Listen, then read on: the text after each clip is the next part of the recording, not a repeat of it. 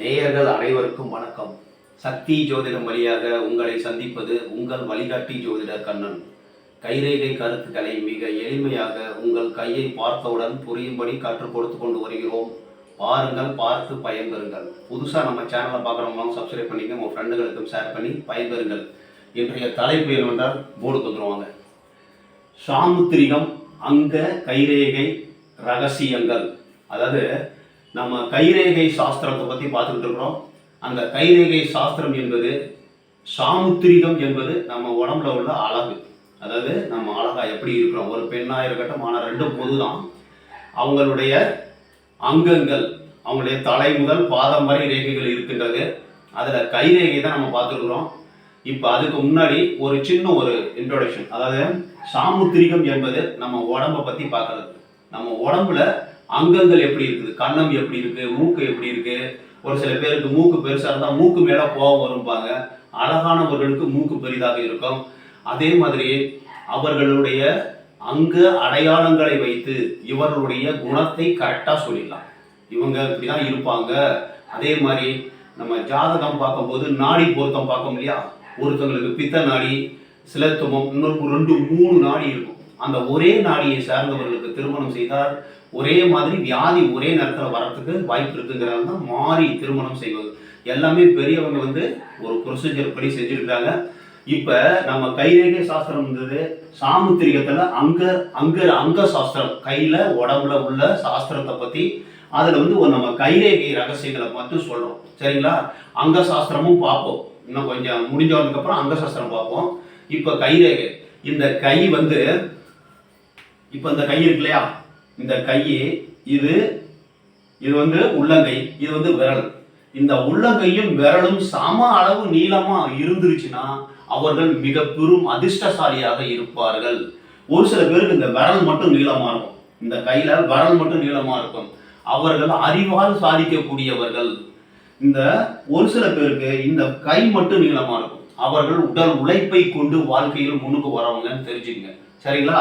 அதுக்கப்புறம் இந்த கட்டை விரல் ஒருவருக்கு மிகவும் முக்கியமானது. கட்டை விரலை சுத்தி தான் ஆயுள் போகுது, சுக்கரமேடு இருக்கு. இந்த கட்டை விரல் இல்லாமல் இந்த 4 விரலும் செயல்பட முடியாது. இப்போ 4 விரலால் எதுவுமே செய்ய முடியாது. இந்த கட்டை விரல் தான் அதுக்கு ஒரு முக்கியமானது. கட்டை விரலை வச்சு ஜோதிடம் சொல்லக்கூடிய சீனாவெல்லாம் ஜோதிடம் கட்டை விரலை வச்சே சொல்லுறாங்க. அதே மாதிரி கட்டை விரல்ல உள்ள ரேகைகள், அதே மாதிரி ஒவ்வொரு விரல்ல உள்ள ரேகைகள் கூட இருக்கு. இப்போ இன்னைக்கு விரலை பத்தி மட்டும் பார்க்க போறோம். கட்டை விரல் எவ்வளவுக்கு எவ்வளவு பெரிதாக இருக்கிறதோ, ஆணா இருந்தாலும் பெண்ணா இருந்தாலும், கட்டை விரல் பெரிதாக நீளமாக மொத்தமாக இருந்தால் அவர்களுக்கு நல்ல அறிவு, வேலை செய்யக்கூடிய நல்ல திறமை, நல்ல ஒரு ஆற்றல் படைத்தவராக இருப்பார்கள். அதாவது தொட்ட காரியத்தை, எடுத்த காரியத்தை செய்து முடிக்கக்கூடிய வல்லமை, விவேகம் எல்லாம் இருக்கும். இந்த சின்ன கட்டை விரல் ஏற்கனவே ஒரு சில பேருக்கு, பொதுவாக பெண்களுக்கு சின்ன கட்டை விரலாக இருக்கும். காரணம் என்னன்னா, அவர்கள் பாசம் அதிகமாக இருக்கும், ஆசை அதிகமாக இருக்கும், நல்ல ஏற்க குணம் நிறைய இருக்கும். ஒரு சில பேர் ஏமாறக்கூடிய பெண்கள் இருக்காங்க இல்லையா, ஒரு சில பெண்களை ஏமாத்திடுவாங்க ஆண்கள். அந்த மாதிரி பெண்களுக்கு சின்ன கட்டை விரலாக இருக்கும். கட்டை விரல் சின்னதாக இருக்கும், நல்லா அழகாக இருப்பாங்க. ஏமாறக்கூடிய மனோபக்குவம், அதாவது பாசத்தினால் உணர்ச்சி வசப்பட்டு ஏமாறக்கூடிய மனோபக்குவம் கூட இருக்கும் சின்ன கட்டை விரலாக இருந்தால். அதுக்கப்புறமா இந்த குரு விரல் இருக்கு இல்லையா, இந்த குரு விரல் இந்த மோதிர விரல், இந்த பாம்பு விரல் அளவுக்கு நீளமா இருந்துருச்சுன்னு வச்சுங்க. இந்த குரு விரல் இந்த 2வது விரல் அளவுக்கு நல்ல நீளமா இருந்துருச்சுன்னா அவர்கள் சுகபோகமாக வாழக்கூடியவர்கள்.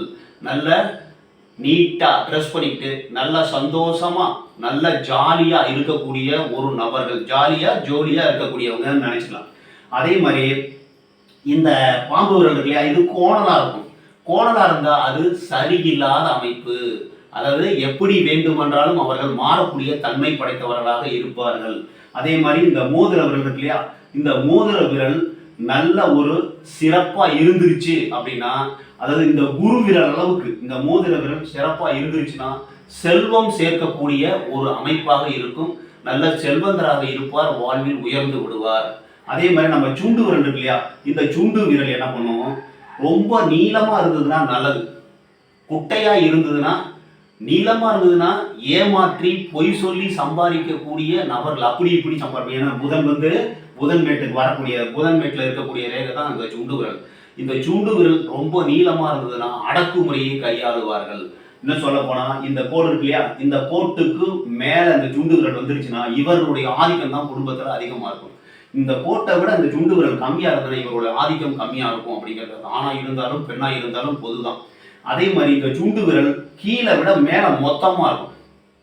இப்படி இப்படி ஒரு விரல் வருதுன்னு வச்சுங்க, இந்த விரல்ல இந்த பக்கம் மொத்தமா இருக்கும், வர வர வர சின்னதாகும். இப்படி மொத்தமா இந்த பக்கம் மொத்தமா, அதாவது மேல மொத்தமா இருந்து கீழே வர வர சின்னதா இருந்ததுன்னா, இந்த மாதிரி இந்த விரல் இருந்ததுன்னா அவர்களுக்கு, அதாவது உண்மைக்கு மாறாக, ஒன்றும் சொல்ல போனால் இந்த கொள்ளடிக்கிறவங்க, நிறைய பேங்க் ராபரி செய்கிறவங்களுக்கு இந்த மாதிரி இந்த விரல் மொத்தமாக இருக்கிறத நம்ம பார்க்கலாம். நம்ம மொத்தமாக இருக்கிறத பார்க்கலாம். ஆக மொத்தம் இந்த விரல்கள் நீளமாக இருந்தால் அறிவை பயன்படுத்தி வாழ்வில் முன்னுக்கு வருவாங்க. இந்த கை நீளமாக இருந்ததுன்னா உடல் உழைப்பை பயன்படுத்தி நம்ம முன்னுக்கு வருவாங்க. இந்த ரேகையில் இந்த கை ரேகை வந்து உள்ளங்கையில் இருக்கிறது மட்டும் இல்லை ரேகை, அதே மாதிரி இந்த பெருவிரல்ல, அதே மாதிரி இந்த முனையில, இந்த முனை எல்லா முனையிலுமே ரேகைகள் இருக்கு. சரிங்களா?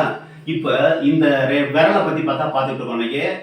இந்த விரல்ல இப்படி இருந்ததுன்னு வச்சுங்க, நட்பு அதிகமாக இருக்கும், நட்பு நண்பர்கள் மூலமாக உதவி அதிகமா இருக்கும் அப்படின்னு நம்ம சொல்லிடலாம். சரிங்களா?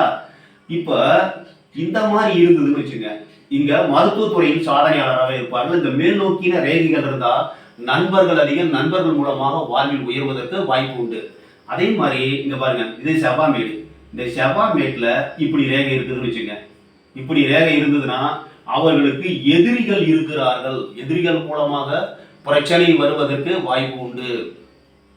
இந்த ரேகையை வச்சு, கை ரேகையை வச்சு இதை தெரிஞ்சுக்கிட்டோம்னா நம்ம வாழ்க்கையில என்ன நடக்க போகுது, நம்ம எப்படி இருப்போம், நம்மளுடைய குணாதிசயம் என்ன. கை ரேகையை பார்த்தோன்னா, விரலை பார்த்தோன்னே, கையை பார்த்தோன்னே நம்ம எப்படிலாம் இருக்க போறோம் அப்படிங்கிறது நமக்கு முன்னாடியே சொல்லி கொடுத்துருக்காங்க பெரியவங்க. அதை நம்ம தெரிஞ்சுக்கிட்டோம்னா வாழ்க்கையில இடர்பாடுகள் வரும் பொழுது நம்மளுடைய குணம் இப்படிதான் இருக்கும், அதை நம்ம மாத்துறதுக்கு, கெட்ட குணமா இருந்தாலும் மாத்துறதுக்கு முயற்சி பண்ணலாம், நல்ல குணமா இருந்தால் அதை நல்லா முயற்சி பண்ணிக்கலாம். இப்ப கை விரலை பொறுத்தவரைக்கும் விரல்கள் நன்றாக நீளமாக இருந்தால் அறிவு அதிகமாக இருக்கும், பெருவிரல் நீளமா இருந்தால் நல்ல ஒரு புத்திசாலித்தனம், திறமை அதிகமா இருக்கும், பெண்களாக இருந்தாலும் ஆண்களாக இருந்தாலும்.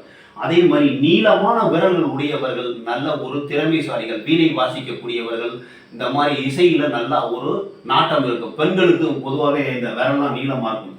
ஒல்லியா இருக்கிறவங்க ரொம்ப கஷ்டப்பட்டு வாழ்க்கையில முன்னுக்கு வரல. அது கையை பொறுத்து நிறைய விஷயம் இருக்கு. கையில உள்ள விரல்கள் நல்லா இருந்தா, அதே மாதிரி இந்த கையில வந்து சங்கு மாதிரி இருக்கும், அப்படியே ரவுண்டா இங்க பாருங்க, இப்படியே இருக்கும் ரேகை, இதுதான் சங்கு மாதிரி ரேகை. இந்த மாதிரி ரேகை இருந்தால் ஒரு நல்ல அமைப்பு, அதிர்ஷ்டமான அமைப்பு. அதாவது கைமேல் பலன் அப்படின்னு சொல்லுவோம். உழைச்சாக்க, உழைச்சி கஷ்டப்பட்டு சம்பாதிச்சு சாப்பிட்டா தான் கைமேல் பலன் சொல்லுவோம். சரிங்களா? மூக்கு மேல கோபம் வருதுன்னு சொல்லுவோம். அதே மாதிரி அவங்க தொட்டா போதும் கைராசின்னு சொல்றோம். இதை எல்லாமே காரணம் இந்த அங்க சாஸ்திரம், சாமுத்திரிகா சாஸ்திரம், கைரேகை சாஸ்திரத்தினுடைய விளக்கங்கள் தான்.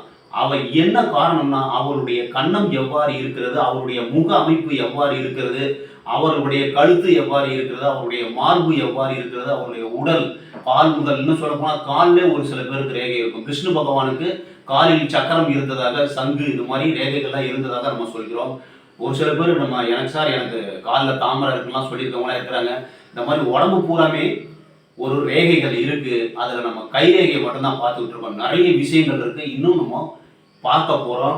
இப்போ கை ரேகை, இந்த கையை பார்க்கும்போது இந்த உள்ளங்கை இதுக்கு கீழே நீளமா இருந்ததுன்னா உடல் உழைப்பை பயன்படுத்தி வாழ்வில் வெற்றி பெறுவார்கள் அப்படிங்கிறத தெரிஞ்சுங்க.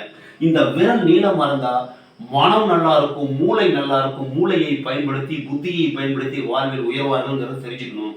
அதே மாதிரி இந்த பெருவிரல் நல்லா பெருசா இருக்குதுன்னா வாழ்க்கையில், அதாவது திறமையான திட்டங்களை நிறைவேற்றக்கூடியவர்களாக இருப்பார்கள். சின்ன கட்ட விரல்னா பாசம் அதிகமாக இருக்கும், அதாவது உணர்ச்சி வசப்படுவார்கள் தெரிஞ்சுக்கணும். சரிங்களா? இந்த நீளமான விரல் நல்லது. அதே மாதிரி இந்த உள்ளங்கை நீளமா இருந்ததுன்னா அவர்கள் உடல் உழைப்பை சிந்தி சம்பாதித்து வாழ்க்கையில் முன்னுக்கு வருவார்கள்.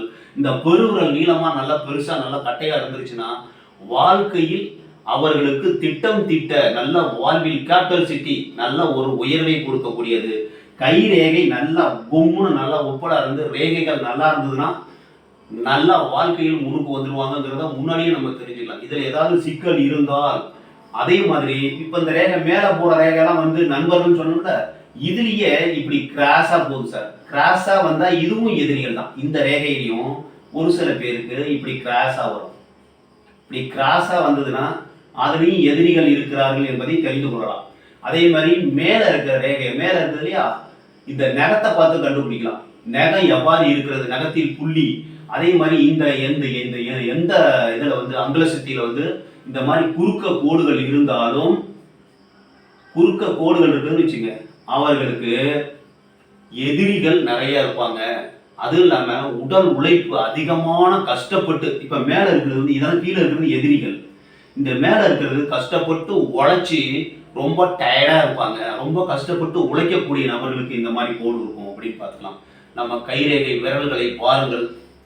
கை விரல்கள் எவ்வாறு இருக்கிறது, அப்படி அதுக்கு தகுந்த மாதிரி நீங்க உங்க வாழ்க்கையை மாற்றி அமைச்சுக்கலாம். முன்னாடியே நமக்கு தெரிஞ்சிடும் நம்ம இப்படிதான் இருக்க போறோம். நம்மளுடைய அங்கங்கள், நம்மளுடைய உடம்பு எப்படி இருக்கு, நம்மளுடைய தலையிலிருந்து கால் வரைக்கும் எப்படி இருக்கு, கை ரேகையினுடைய அமைப்பு எவ்வாறு இருக்குது, கை பார்க்கறதுக்கு நல்லா அழகா சுத்தமா நல்லா நீட்டா நல்லா மொத்தமா இருந்ததுன்னா வாழ்க்கையில் கொடுத்து வைத்தவர்கள் உயர பிறந்தவர்கள் என்பதை நீங்கள் தெரிந்து கொள்ள வேண்டும். மற்றும் ஒரு சிறப்பான காணொளியில் உங்களை சந்திக்கும் வரை உங்கள் வழிகாட்டி ஜோதிடர் கண்ணன். வணக்கம்.